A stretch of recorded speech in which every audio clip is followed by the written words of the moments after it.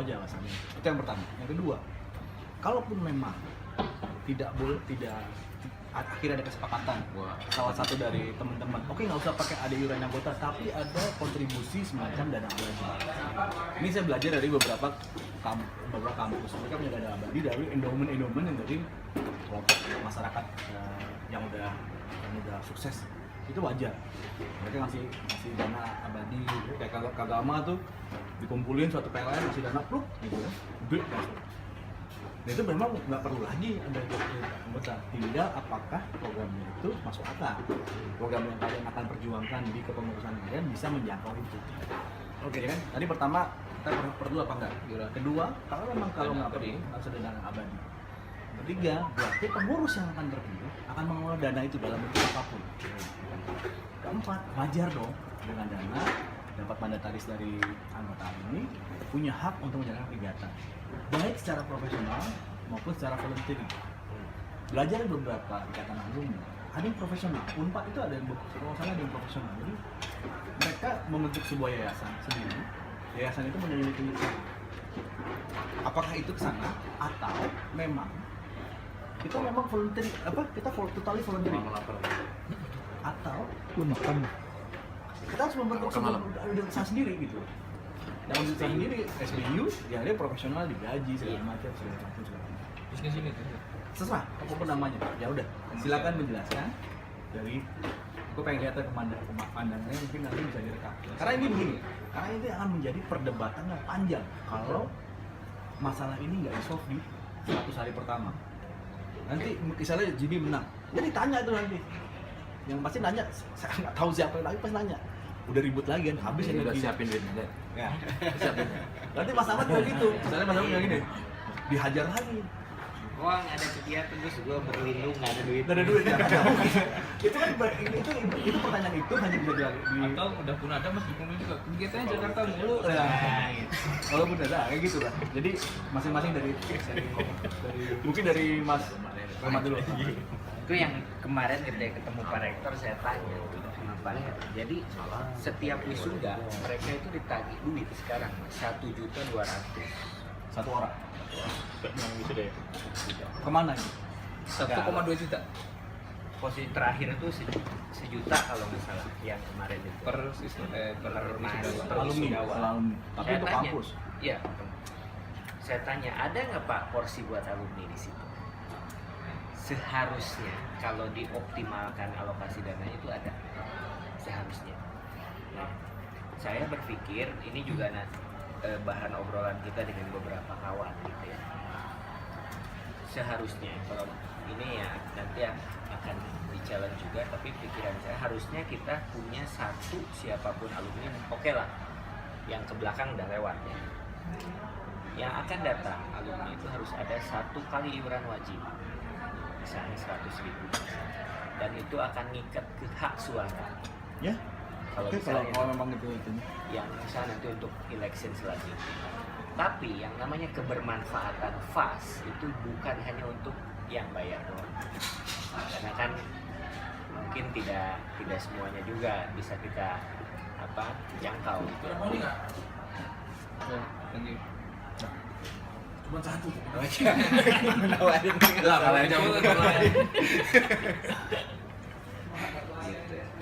Nah makanya yang kita planning juga, jadi nanti ada 1 kali wajib, tapi yang opsional atau sukarela itu kita galang melalui event, atau misalnya tadi yang ya kalau ada yang mau donasi gitu ya, yang sudah mampan mau donasi tidak kita batasi.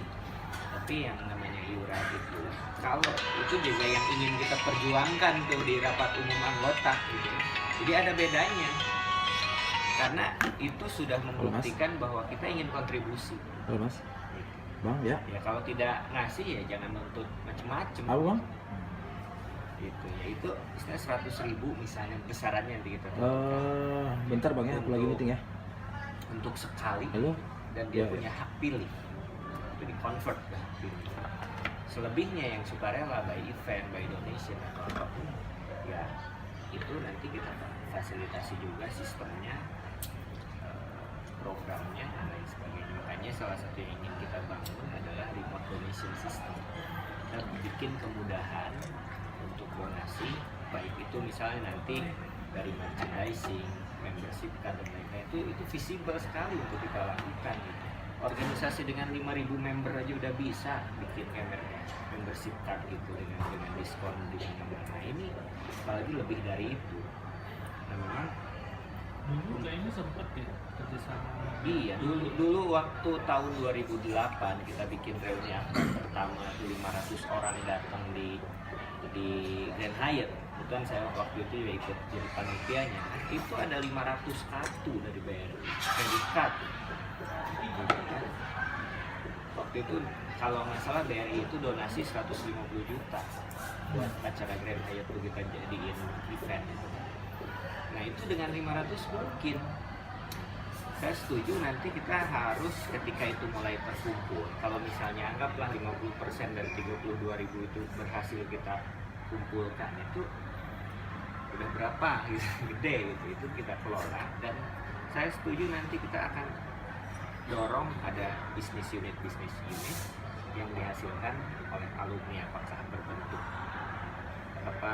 penyertaan saham atau apapun dari member gitu ya, dikelola secara profesional terjadi, dan itu buat fast returnnya, dan itu sangat mungkin gitu. Yang pasti jangan sampai ada konflik kepentingan dan lain-lain di situ. Kita benar-benar jaga governance-nya, kita buka keterbukaannya ke publik, dan itu sangat mungkin. Why not? Cukup. Jadi Boris. Udah oke. Udah oke. ya fast juga kalau hanya sekedar guyub-guyub doang dan Udah pada lagi. value juga Bentar lagi. kan sayang. Tapi itu mungkin ya kita bangun di 2, 3 atau 4 tahun ketika kepedulian internal kita sudah terbangun. Kalau belum, ya kita mau ekspektasi apa gitu ya. Tapi itu sangat visible. Setiap tahun yang wisudawan itu 3.000 rata-rata ya. Kemarin 800, yang besar itu di November bisa sekitar 1.500-an katanya. Ya berarti sekitar 3.000. Kalau 3.000 kali 100.000 pun setiap wisuda kita punya 300 juta. Dan itu menurut kampus itu bisa di SK-kan. Bisa di SK-kan oleh rektor. Ya, zaman dulu kita kuliah, zaman kita senat untuk apa? Untuk apa? Untuk Iuran wisuda ditambah, misalnya 100 ditambah. juta, terus Tambah bisa 100 100.000 untuk alumni. alumni, itu mungkin di SK-kan oleh rektor. Itu harus kita perjuangkan bersama, dan yang pasti di rapat umum anggota itu harus di state. Nah ini ya masa sih bikin ini nggak ada bensinnya, kita nggak ada mobil gitu. Nah perkara nanti yang namanya iuran sukarela, yaitu harus kita bikin pemanisnya apa gitu. Mereka pasti akan support gitu.